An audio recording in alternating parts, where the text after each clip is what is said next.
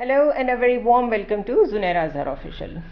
Viewers, economy को simplified वे में समझने की ज़रूरत है कि एक आम आदमी जो आजकल रोज़ाना ये सुनता है कि पाकिस्तान डिफ़ॉल्ट के करीब जा रहा है और पाकिस्तान की इकोनॉमी तबाह हो गई है, डार साहब ने की है, मिफ्ता साहब की गलती थी, और उसमें हो ये रहा है कि एक केओस ऑफ इंफॉर्मेशन क्रिएट हो रहा है जिसमें तकरीबन इकोनॉमिस्ट्स ने भी अपनी अपनी पॉलिटिकल पोजीशंस ली हुई हैं और एक बाय पार्टिजन अप्रोच कि बिल्कुल फैक्ट्स एज फैक्ट्स बयान करना वो कुछ कम होता जा रहा है।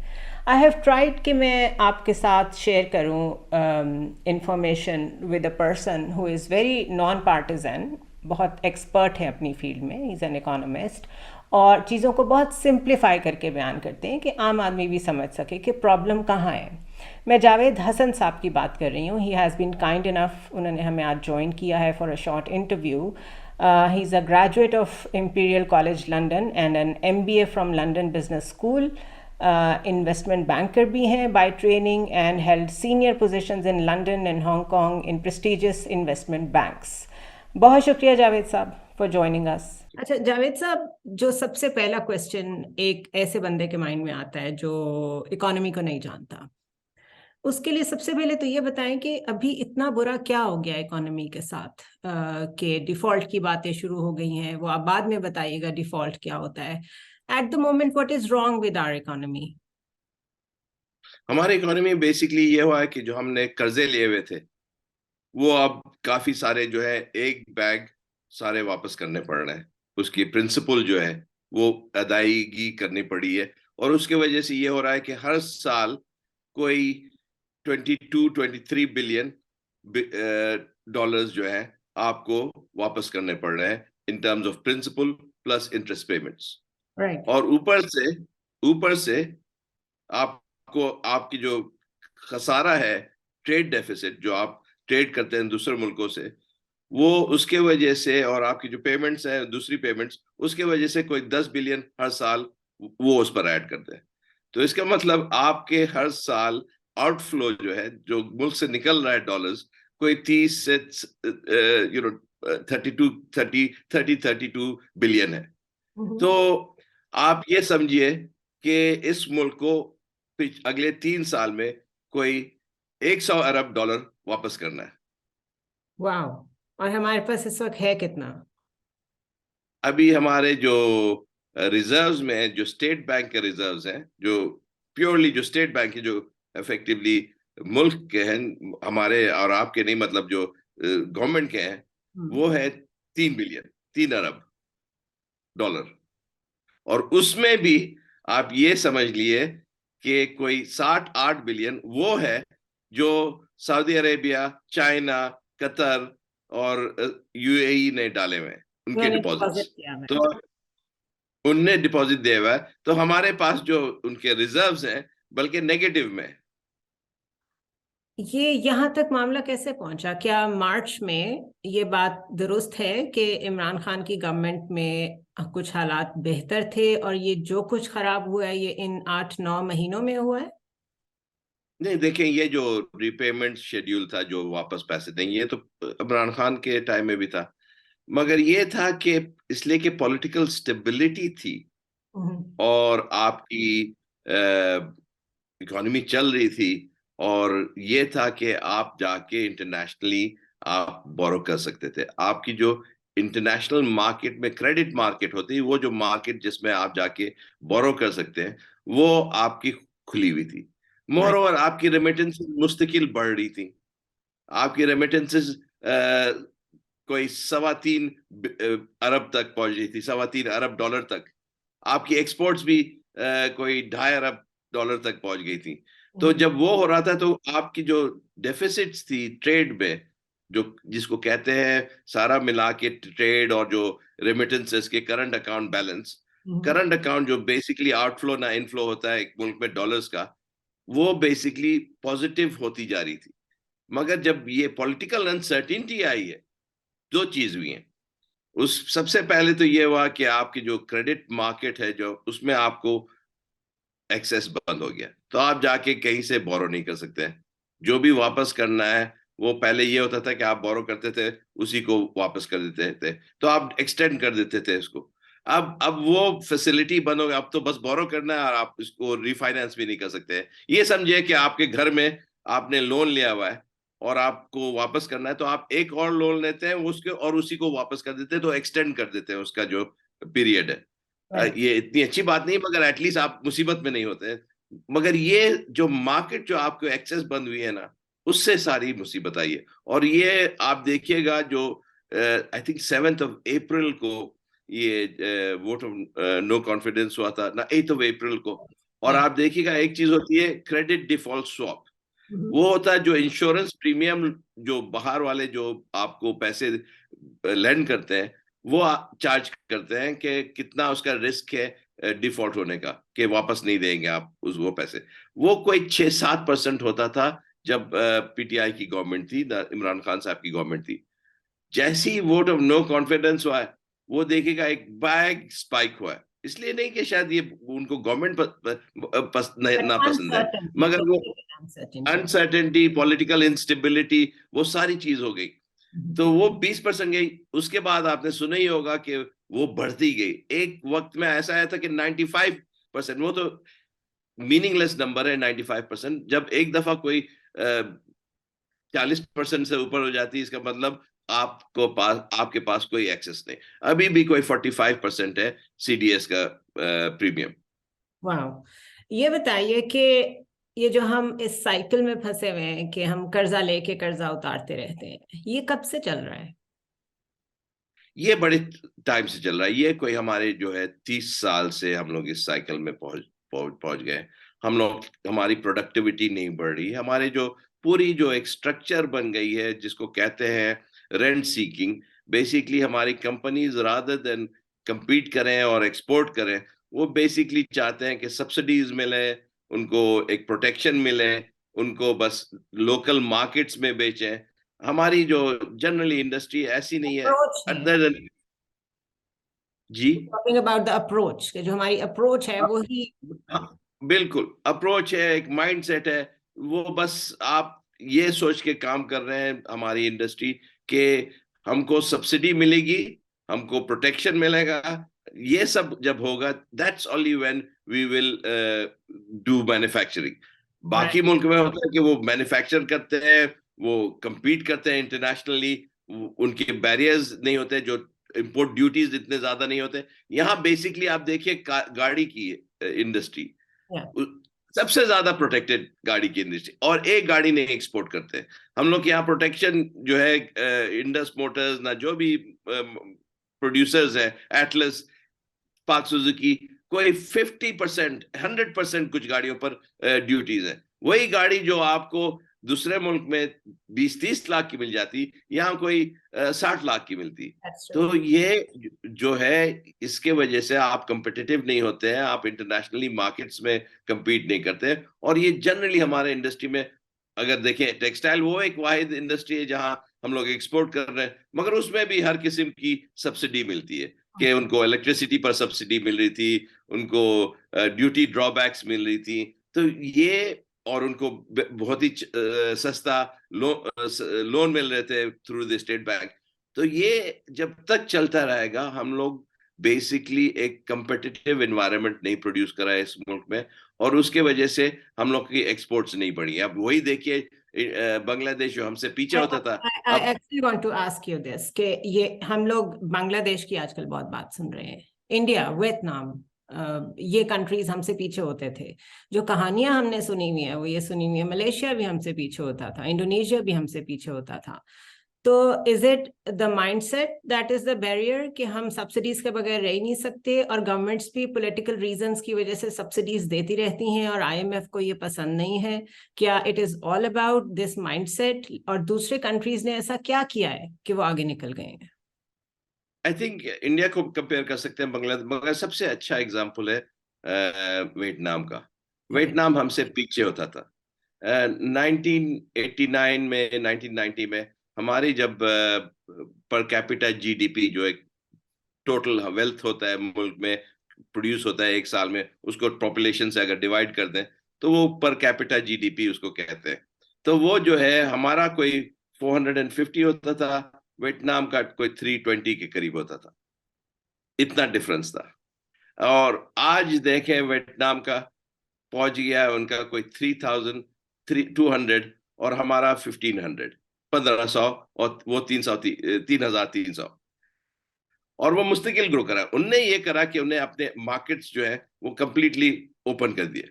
उनने ये कहा कि जो भी मैन्युफैक्चरर आएगा वो आके प्रोड्यूस करे, compete करे, और वो ड्यूटीज जो है वहाँ एकदम नियर जीरो कर दी।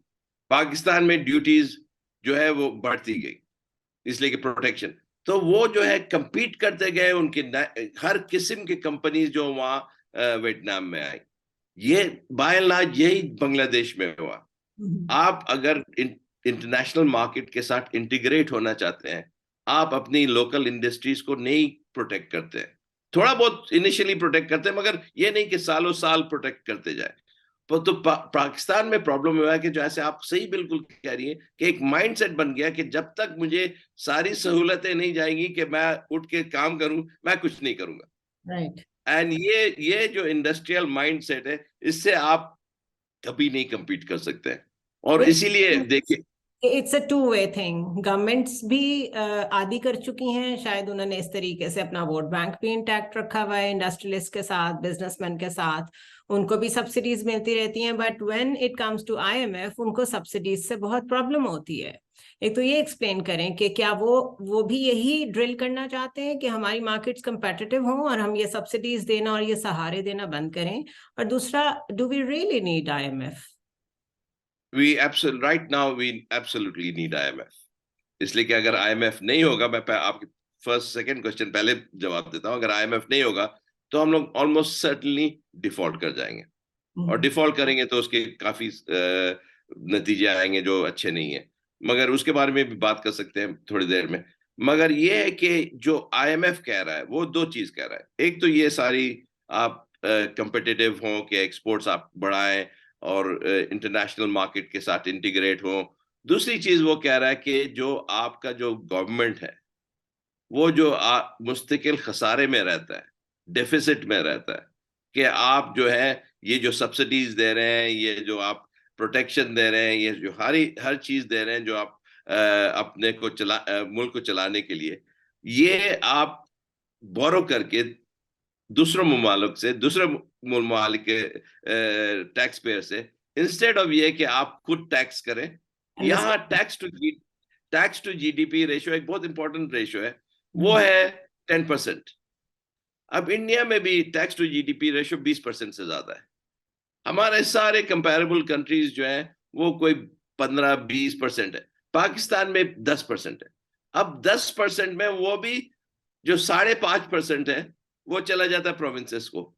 आप 4.5% टू जीडीपी, उससे आपको डिफेंस भी करना है, आपको अपने फॉरेन एम्बेसीज भी चलाने हैं, उसी से आपको अपने जो कर्जे हैं उसको वापस करना है, उसका इंटरेस्ट सूद पेमेंट करना है। तो ये तो पॉसिबल ही नहीं है। और उसका भी एक मेन रीजन है कि क्यों हम लोग टैक्स नहीं कर रहे हैं ठीक से।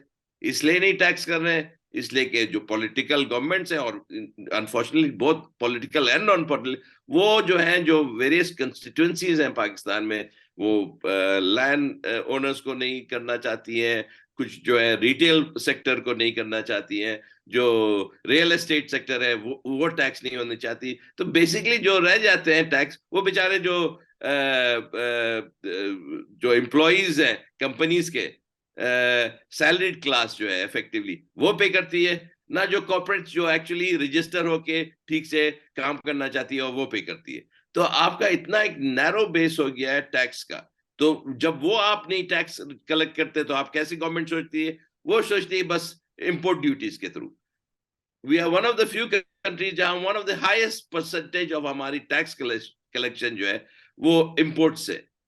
दूसरी चीज हम लोग करते हैं ये वीएटी, ये GST, general sales tax on various products.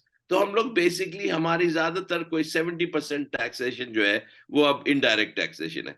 Indirect taxation बड़ी एक अनफेयर टैक्सेशन होती है। इसमें सबसे ज्यादा जो पिसते हैं और इफेक्ट होते हैं वो गरीब तबका होता है, या मिडिल क्लास होती है। बिल्कुल। तो यही मेरा सवाल है कि the problem lies with our elite, क्या ये जो अशराफिया हैं जिनकी इंडस्ट्रीज और बिजनेसेस प्रोटेक्टेड हैं बाय द पॉलिटिशियंस, और बहुत सारे पॉलिटिशियंस एक्चुअली दे इंटीग्रेट, उनकी फैमिलीज में पॉलिटिशियंस भी हैं, बिजनेसेस भी हैं, ये पूरी एक इलीट है, क्या ये इलीट कैप्चर जिम्मेदार है इस सारी सिचुएशन का? और ये कब तक आम आदमी से सैलरीज में से और इनडायरेक्टली टैक्सेस लेते रहेंगे? और अगर हम इसी ट्रेजेक्टरी पे चलते रहते हैं तो आईएमएफ कितनी दफा हमें बेल आउट करेगा? देखें, ये आपने बिल्कुल सही कहा है, ये एक एलीट कैप्चर है, और एलीट कैप्चर काफी मुल्कों में होता है। ये पहला मुल्क नहीं जहां एलीट कैप्चर हुआ है, इसलिए ये टर्म इजाद हुआ है, इसलिए कि ये काफी दूसरे मुल्कों में भी था। मगर दूसरी चीज, एक और कंसेप्ट है एलीट कंसेंसस। जो एलीट होती है, डिफरेंट स्टेक होल्डर, जो सारे टॉप पर लोग होते हैं, वो मिलते हैं, बोलते हैं कि यार अब काम नहीं चलेगा ऐसे, तो कंसेंसस आता है कि थोड़ा बहुत शेयर करना है जो आम आवाम के साथ, के उनकी भी इम्प्रूवमेंट हो, इसलिए कि प्रोडक्टिविटी बढ़े। तो ये काफी मुल्कों में हुआ है, तो वहाँ चेंज होता है। अगर आप सोचे इंडिया में भी एलीट होगी, उन्होंने सोचा कि यार ये ऐसे नहीं चलेगा, we need to open up, we need to make sure कि इकोनॉमी ग्रो करे। प्रॉब्लम है कि हमारे यहाँ एलीट जो है वो अगर 90 कमाती ना 100 कमाती है, तो उसमें से 2 भी नहीं देना चाहती एब्सोल्युटली। है। वो हर चीज रखना चाहती है। तो बेसिकली हमारे यहाँ जो एलीट कैप्चर है is very very stingy with when it comes to. सारी दुनिया में एलीट कैप्चर थोड़ी बहुत होती है, मगर ये होता है कि वो जानते हैं कि अपने इनलाइटेंड इंटरेस्ट में वो चाहते हैं कि शेयर करें, और दूसरी जो इकोनॉमी वो भी बढ़े, और जरा सा खुद कंपेटिटिव हो। यहाँ वो एलीट कंसेंसस नहीं है, और यहाँ जो एलीट कैप्चर है वो सोचती है कि बस हम लोग कितना निकाल सकते हैं, कितना रेंट ले सकते हैं, कितना स्क्वीज कर सकते हैं, और बाकी बाकी को कुछ नहीं मिले। एंड ये जो है आईएमएफ हम लोग को अब नहीं टॉलरेट करेगी इस किस्म का। वो जियोपॉलिटिकल, एक और चीज होती थी टर्म जियोपॉलिटिकल रेंट्स, जो हम लोग इसलिए कि हम लोग ने वॉर ऑन टेरर में हिस्सा लिया ना, पहले कोई अफगान टेरर, उससे पहले बहुत पहले अगेंस्ट कम्युनिज्म, जो भी है वो अब जियोपॉलिटिकल रेंट्स रहे नहीं।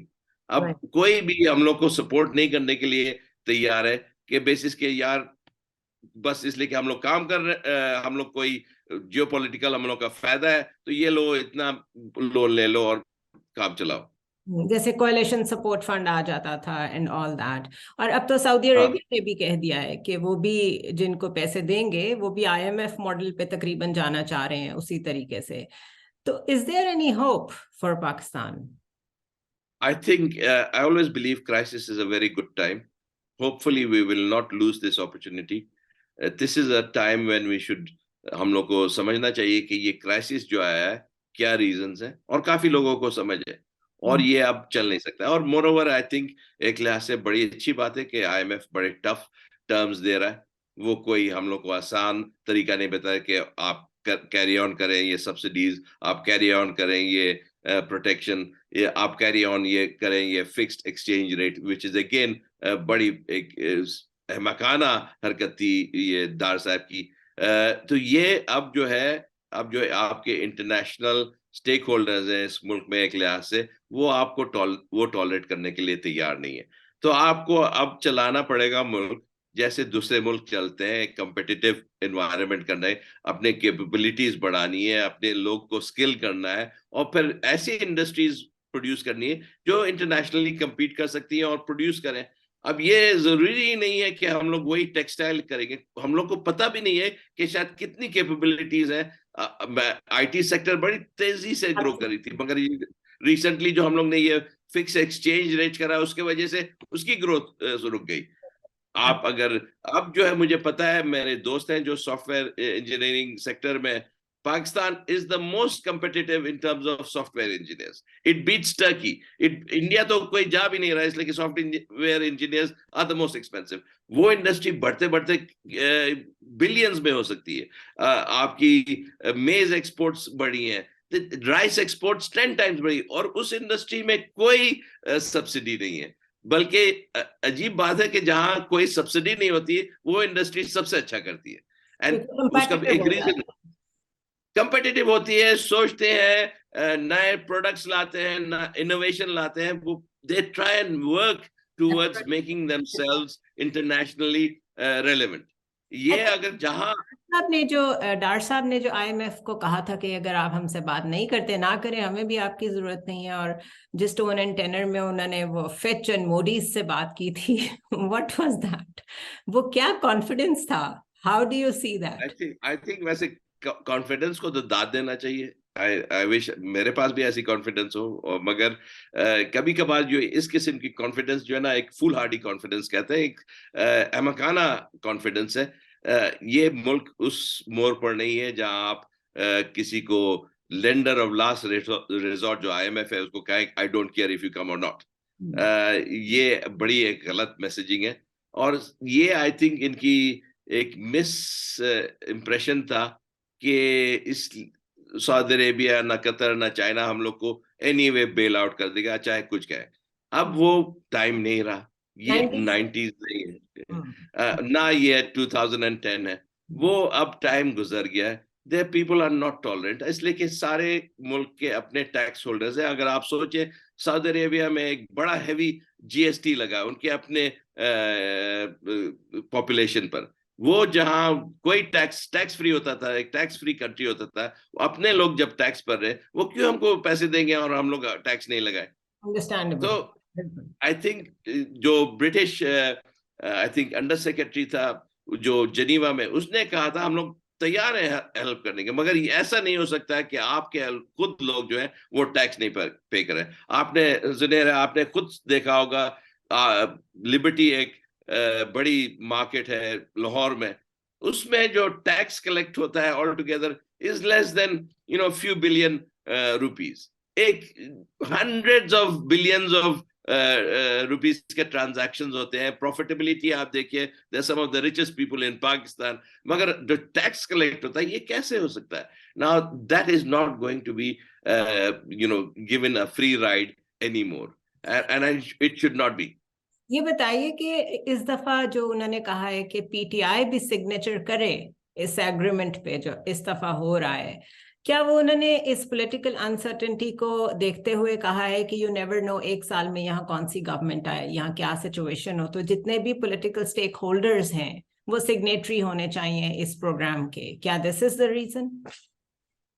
देखिए, गवर्नमेंट ने हमेशा कहा है आईएमएफ को कि हम लोग ये टफ मेजर्स नहीं ले सकते, हम लोग टैरिफ्स नहीं बढ़ा सकते हैं, हम लोग पेट्रोलियम पर जो पेट्रोलियम लेवी है वो नहीं लगा सकते हैं जो फुल लगाना चाहिए, हम लोग जो है नए टैक्सेस नहीं इंट्रोड्यूस कर सकते मिनी बजट के खिलाफ, इसलिए कि हमारी गवर्नमेंट जो है एक बड़ी नाजुक पोजीशन में है और ऑपोजिशन बहुत डिफिकल्टीज क्रिएट कर रही है। तो आईएमएफ ने पहले सोचा कि ठीक है, आपको अगर इतना पॉलिटिकल कैपिटल नहीं है, और ये भी गवर्नमेंट ने कहा कि हम लोग का इलेक्शन ईयर है, आप कैसे समझते हैं कि हम लोग सारा अपना कैपिटल, पॉलिटिकल कैपिटल लूज कर जाएंगे by doing such tough measures जो पॉपुलेशन में पसंद नहीं आएगी। तो उन्होंने कहा ठीक है, फिर आप ये करें कि आप आईएमएफ को बुला, पीटीआई को बुला लें, उनको भी ऑन बोर्ड करें। तो ये तो गवर्नमेंट ने खुद ही उनको रास्ता दिया है कि आप पीटीआई को बुलाएं, इसलिए कि अगर आपके पास पॉलिटिकल कैपिटल नहीं है तो आप तो फिर और मगर टफ काम करना है तो आप अपने जो ऑपोजिशन है उनको साथ मिलाएं। तो ये as a political move of PDM government के ये वैसे ही एक बाय डिफॉल्ट अच्छा हो गया है कि जो भी नेक्स्ट गवर्नमेंट आती है या इवन ऑपोजिशन में भी रहते हैं तो कम से कम ये डीरेल नहीं होगा सिस्टम इस दफा। आई थिंक जुनैरा आपने बिल्कुल सही कहा। आई थिंक आईएमएफ का भी यही ख्याल है कि ये जो है कई मरतबा because of political pressures, even during PTI आपको याद है कि उनने 10 रुपया से पेट्रोलियम प्राइस घटाई थी और फिक्स कर दिया था 3 महीने के, मगर इंसिस्ट करना चाहिए कि वो 3 महीने के, मगर गलत था, वो एक आईएमएफ के टर्म्स के खिलाफ था। तो वो जो है they don't want to experience this। देखिए, उनकी भी एक इंस्टीट्यूशनल रेपुटेशन है, they don't want to have programs जो मुस्तकिल फेल करें, इसलिए कि जो भी प्रोग्राम फेल करता है आईएमएफ को पर क्रिटिसाइज करा जाता है कि देखिए ये किस किस्म के प्रोग्राम्स आप लाते हैं मुल्कों में जहाँ इतनी तकलीफ भी होती है और सक्सीड भी नहीं करता है। So they are very sensitive about this and they want programs to succeed and to have a certain degree of consistency। मगर इस दफा जो हम लोग ने करा है, लिटरली हम लोग ने अपने पाँव पर कुल्हाड़ी मारी। We literally took a big hammer and hit it on our toes as hard as possible। That's the only way to describe it. इसलिए कि ये जो हम लोग ने डार साहब आए और ने बोला कि 200 रुपया से डॉलर नीचे ले आएंगे, दैट वाज जस्ट absurd। आप right from the beginning, वो कभी होना नहीं था, and that was just a political gimmick, whatever it was, but those people who were behind Dahar Sahib and they brought him in the expectation, they obviously do not know the very basics of economics, and इतना तो समझ आना चाहिए था कि ये मुल्क जहां आपकी trade deficit, current account deficit है, आप नहीं रुपया को ला सकते हैं। अगर आप फिक्स करिएगा तो हर किस्म की डिस्टॉर्शन शुरू हो गई, आपकी सप्लाई चेन इफेक्ट हो गई, आपकी इंपोर्ट्स जो है वेयर हाउसेस में जमा होने लगी, आपको इंपोर्ट्स राशनिंग करने पड़ी। तो वो सब जो है ये एक टोटली इरेशनल मूव थी, और ये मूव दार साहब के प्रीवियस गवर्नमेंट में चल गई थी, इसलिए कि क्रेडिट मार्केट जो थी खुला था, तो आप जाके बोरो कर रहे थे। तो आपने कोई $20 बिलियन बोरो कर रहा था अपने ये 104 रुपये पर रखने के लिए। इस दफा दार साहब भूल गए कि क्रेडिट मार्केट जो है बंद है आपके लिए, तो आप नहीं सपोर्ट कर सकते। तो इसीलिए ये क्राइसिस आया। नाउ दैट वाज देखिए, आप अगर IMF का जो लोन एग्रीमेंट है, इफेक्टिवली आप समझे, वो जो एक्सटेंडेड फंड फैसिलिटी जिसको कहते हैं, वो उसमें फर्स्ट पैराग्राफ में लिखा हुआ है, फर्स्ट पैराग्राफ, ओपनिंग पैराग्राफ, कि द अंडरलाइंग अजम्पशन और बेसिस ऑफ दिस एग्रीमेंट इसके आप जो है करेंसी को मार्केट बेस्ड रखिएगा, it will be determined by the market, ये नहीं कि आप फिक्स कर दिएगा।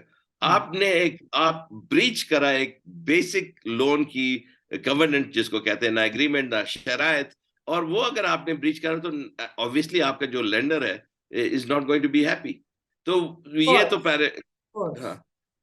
and उसकी वजह से not only the fact that lender is not happy, to be honest, it was bad for us, it leads to all sorts of mispricing in the economy, और आपकी एक distorted pricing regime हो जाती है, कोई चीज सही नहीं पता चलता है, और उसके वजह से black marketeering शुरू हो गई। So we really did a lot of damage in the last 4 months, for which we are all paying a price। आज जो है आप अगर अपने लिए खरीदने जाए, नॉट इंटरबैंक में, तो मैं अगर खुद खरीदने जाऊं तो मुझे नहीं मिलेगा डॉलर्स, अगर मुझे तो जाना पड़ेगा एक्सचेंज वाले कहेंगे ये ऑफिशियल रेट 280 है, मगर इन रियलिटी आपको 280 पर मिलेगा नहीं। इन रियलिटी वो दूसरे कमरे में ले जाएंगे और बोलेंगे ये ले 290 पर। So that is the reality। तो हमने एक डिस्टॉर्शंस क्रिएट करके अपनी सारी मार्केट खराब करी है। ग्रे में ले गए हम, सारी इकोनॉमी को ग्रे में ले गए हैं।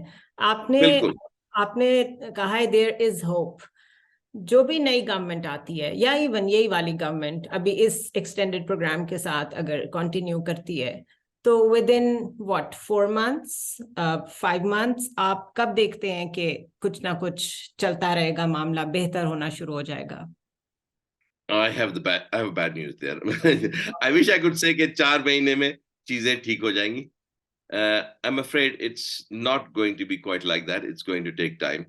Okay। We have now reached a point where we are now in critical ward, and this economy is not going to get out into the even sick bay unless it does a lot of major surgery। So, and that major surgery is going to take time। For that, we need to have another session with you, because yes, because there is so much that I want the public to know, क्योंकि इतनी confusion है around economics, इतनी ज़्यादा यूं कहना चाहिए politicized versions आ रहे हैं चीज़ों के, कि कोई एक आपके जैसा बैठ के अगर शख्स हमें समझा दे एक दफ़ा कि मसला कहाँ है, तो लोग खुद ही समझना शुरू हो जाएंगे। Thank you so much for your time, sir। Thank you so much। Thank you very much, Zanera। That's a pleasure। Thank you। Thank you।